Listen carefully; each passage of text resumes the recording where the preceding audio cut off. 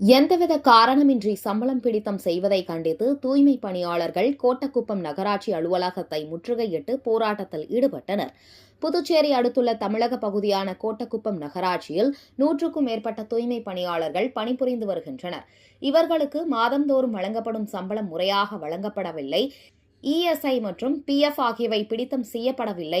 இதுகுறித்து நகராட்சி நிர்வாகத்திடம் கோரிக்கை வைத்தும் எந்தவித நடவடிக்கையும் எடுக்கப்படவில்லை. இந்த நிலையில் தூய்மை பணியை மேற்கொள்ளும் ஒப்பந்ததாரர் மற்றும் நகராட்சி நிர்வாகத்தை கண்டித்து 100க்கும் மேற்பட்ட தூய்மை பணியாளர்கள் கோட்டக்குப்பம் நகராட்சி அலுவலகத்தை முற்றுகையிட்டு போராட்டத்தில் ஈடுபட்டனர். தொடர்ந்து மாதந்தோறும் முறையாக சம்பளம் வழங்கப்பட வேண்டும் என்றும் இஎஸ்ஐ பிஎஃப் ஆகியவைகளை பிடித்தம் செய்ய வேண்டும் என வலியுறுத்தி கண்டன கோஷங்களை எழுப்பினர்.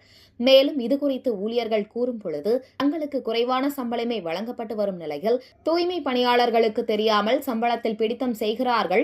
மேலும் பாதுகாப்பு உபகரணங்கள் வழங்கப்படுவதில்லை. தூய்மை பணியாளர்களின் சம்பளத்தை உயர்த்தி வழங்க வேண்டும். அதுவரை தங்களது போராட்டம் தொடரும் என்று தெரிவித்தனர். நகராட்சி நபருக்கு ஒரு கான்ட்ராக்ட் வந்தது. அந்த கான்ட்ராக்ட் 4 வருஷமா நாங்கள் வேலை செய்கிறோம். எங்களுக்கு இஎஸ்பிஎஃப்னு பிடிக்கிறாங்க.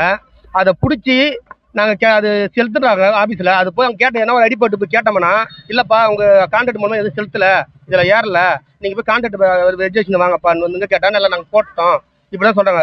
4 வருஷ காலமாக அதான் சொல்கிறாங்க. சொல்லி பார்த்துட்டு நாங்களும் சரி இன்னைக்கு போடுவோம் நாளைக்கு போட்டோன்னா இந்த வருஷத்தில் 3 மாதம் போகிறோன்னா அடுத்த வருஷம் 4 மாதம் போகிறோம். ஒரு விட்டு போடுறாங்க. அப்போ விட்டு போடும்போது நாங்கள் போய் கிளியர் பண்ணி பார்த்தோம்னா அவங்க அப்ரூவ் ஒன்று வச்சுக்கிறாங்க. கான்ட்ராக்ட் ஒரு அப்ரூவ் இருக்குது. அந்த அப்ரூவ் போய் கிளியர் பண்ணால் அவங்க லாக் பண்ணி வச்சுக்கிறாங்க. அவங்களுக்கு சம்பளம் ஏறல இப்படி தான் சொல்லிங்கிறாங்க. கேட்கும்போது இல்லைப்பா நான் போட்டேன்ப்பா நீ தம்பா தப்பா சொல்லுன்னு கேட்டாங்க. இல்லை சார் நான் ஏன் சார் நான் போய் சொல்கிறேன் ஜபர் சார் அதோட ஆதாரம் அப்படின்னு காட்டும்போது இல்லைப்பா நீ போடுறோம் பாரு ஏமாற்றி வந்தாங்க. இப்போ ஒரு 5 மாதமாக அந்த சம்பளத்தை ஏன் நம்ம குறை வருது நம்ம பார்த்துட்டு வரும்போது இப்போ லாஸ்ட்டில் நேற்று மட்டும்தான் போன மாதம் மட்டும் கணக்கு பண்ணேன். எனக்கு வந்து படிப்புலாம் எனக்கு அவ்வளோ தெரியாது, படிப்பு எனக்கு தெரியாது. அதெல்லாம் ஒரு கூட்டம் நம்ம இன்னைக்கு வேலைக்கு போகிறோம் எத்தனை நாள் வேலை செய்யணும் நம்ம மனசுக்குள்ள கணக்கு வச்சிருந்தேன். அப்போ போன மாதம் வந்து 31 நாள் 31 நாளுன்னும் போது நான் 2 நாள் லீவு 2 நாள் லீவுன்னும் போது 29 நாள் நான் வேலை செஞ்சுருக்கிறேன். அந்த என்னோட சம்பளம் வந்து 29 நாளைக்கு வந்து 13,700 எனக்கு வருது.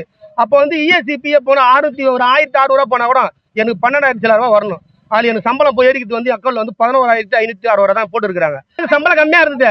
அதனால எனக்கு மட்டும் சம்பளம் கம்மியாகுது. நம்ம 100 பேர் வேலை செய்வோம், 100 பேர் நம்ம கேட்டு பார்ப்போம். ஒருத்தர் விசாரிக்கும் போது ஒருத்தவங்க இதே மாதிரி தான் சொல்றாங்க. எல்லாருமே இனிமேல் வச்சுக்கின்னு சம்பள பில் தர மாட்டாங்க. எங்களுக்கு வந்து குறைஞ்சபட்சம் ஒரு சிலமா பார்த்தா தொடர்ந்து ஒரு 7 மாதம் 6 மாதம் சம்பள பில் கொடுத்துருப்பாங்க. இந்த 4 வருஷ காலமே சம்பள பிள்ளை சேர்த்து தரது கேட்டா தர நீ தர அதிகமாக சொல்லிடுறாங்க. சம்பள பிள்ளை வருது. ஒரு ஆளை போல விஜய் மகளிர்ல இருந்து ஆம்பளை சம்பளம் 300 கம்மியாகுது 400 கம்மியாகுது. அதுக்கு பதிலாக சொல்ல மாட்டாங்க. போது தான் எல்லாரும் கூப்பிட்டு நாங்க பேசி இது ஒரு முடிவு எடுத்துக்கிறோம். பெரிய கோட்டத்துல வராங்க நாங்க வேலைக்கு துப்புரவு பணியார பஞ்சாயத்து போட்டு வேலைக்கு கூப்பிட்டாங்க. வரோம் வந்த உடனே கான்ட்ராக்ட் விட்டாங்க. அதுக்கு முன்னாடி கான்ட்ராக்ட் விடல. கான்ட்ராக்ட் விடாமனா கரெக்டா சம்பளம் கொடுத்தாங்க. மாசம் சம்பளம் கரெக்டா எங்களுக்கு சம்பளம் வந்தது. இப்ப கான்ட்ராக்ட் விட்ட பிறகு எங்களுக்கு சம்பளம் வந்து கம்மியா போடுறாங்க. கம்மியா போட்டாலும் ஏதோ எங்க சூழ்நிலைக்கு கஷ்டத்துக்காக நாங்க செஞ்சுன்னு இருக்கிறோம். செஞ்சு இருக்கும்போது அடுத்தவங்க பக்கத்து பாண்டிச்சேரியில வேலை செய்யறவங்களாம் சம்பளம் வாங்கிட்டு வராங்க. அவங்க சம்பளம் அதிகம். அவங்களுக்கு போனஸ் போடுறாங்க, பிஎஃப் பிடிக்கிறாங்க, இஎஸ் கார்டு இருக்குது. எங்களுக்கு எதுவுமே கிடையாது. இப்ப நாங்க அதை படி பிடிங்கன்னு சொல்லுங்க. எங்களுக்கு பிஎஃப் பிடிக்கிறேன்னு சொல்றாங்க. கண்டி பிஎஃப் பிடிச்சாங்க.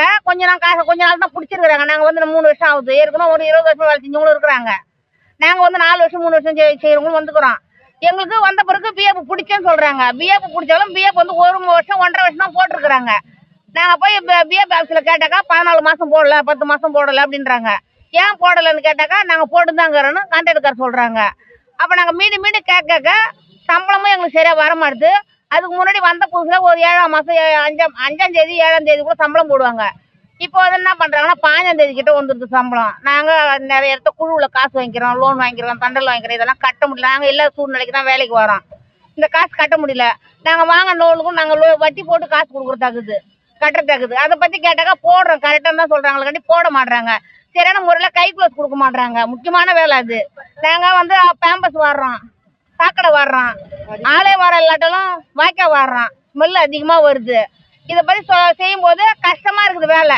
சம்பளம்னா சம்பளம் 1 மாசம் சம்பளம் போனஸ் விடணும். வருஷத்துல 1 மாசம் சம்பளம் போடணும். போனஸ் புரியுதா? அப்படி போடணும். எங்களுக்கு சம்பளம் வந்து லேடிஸ்க்கு எல்லாம் எடுத்து 400 சம்பளம் போடுறாங்க. 375 ரூபான்னு கொடுக்குறாங்க. அதே எங்களுக்கு சரியா வர மாட்டுது. புரியுதா? எங்களுக்கு சம்பளம் கட்டுப்பட சம்பளம் கொஞ்சம் முக்கியமான பாய்தான். எங்களுக்கு சம்பளம் சீக்கிரமா போடணும். ஊரை வந்து நாங்க ஒரு வாரம் போகணும், ஊர் நாத்தம் ஆயிடும். இப்ப கொஞ்சம் கொரோனாவில வந்து நாங்க எவ்வளவு கஷ்டப்பட்டு நாங்க மக்கள் நல்லா இருக்கணும், நம்மளும் நல்லா இருக்கணும் அப்படின்றதுக்காகத்தான் நாங்க போய் கஷ்டப்பட்டு செஞ்சோம். அப்ப நம்ம மக்களுக்காக நாங்க போய் உழைக்கிறோம் போது அந்த மக்களும் எங்களுக்கு வந்து ஆபீஸ்க்காகத்தான். ஆபீஸுக்கு கௌரவம் வேணும். நம்ம ஆபீஸ் நல்லா முறையா நடத்துது அப்படின்னு சொல்லிட்டு அவங்களுக்கு மரியாதை கொடுக்கணும். இன்னும் நாங்க கொடுத்து செய்யறோம், ஊர் மக்களும் அவங்களுக்காக வரணும் போகணும் அப்படின்றதுக்காக தான் நாங்க செய்யறோம். அந்த இதுக்காக நாங்க ஒரு தப்பா 2 தப்பா 3 தப்பா கேட்டு பார்த்தோம். இது எதுவுமே அவங்க செய்யல, எங்களுக்கு நடவடிக்கை எடுக்கல. அப்படிங்கும்போது இப்ப நாங்க மறுபடியும் மீண்டும் கேட்டு இது முக்கியமா நாங்க ஸ்ட்ரைக் பண்ணி அது 10 நாளா இருந்தாலும் நாங்க போராட்டம் பண்ணுவோம். அதுக்கு நாங்க கேட்ட நடவடிக்கை அவங்க கரெக்டா ஒத்துக்கல வரைக்கும் நாங்க போடுவோம், போராட்டம் தான் பண்ணுவோம்.